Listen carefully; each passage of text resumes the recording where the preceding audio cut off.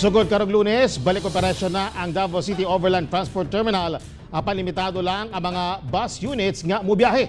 Anang report ni R. Gil Relator.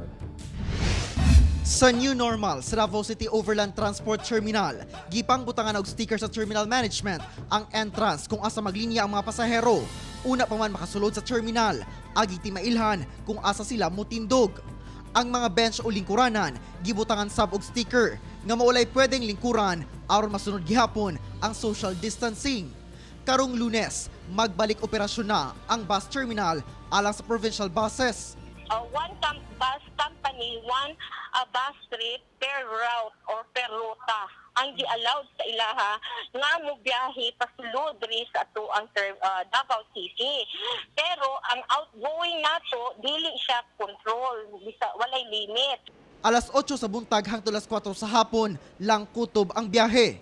Ang mga pasaherong gikan gawa sa Davao City hatagan og health declaration form sa point of origin nga kinahanglan i-fill out ug gihatag kini sa boundary checkpoint.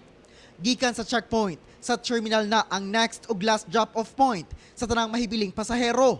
Sa atuang terminal drive, atuan na silang i-hold sa ang mga pasahero. Dili isa na nato sila pa kanaugon until sa time nga naay mo tawag sa AKUA para maghatag o go signal nga mag-ingon nga okay, clear na ang bus number 1. Pwede na nga pakanaugon ang atuang mga pasahero.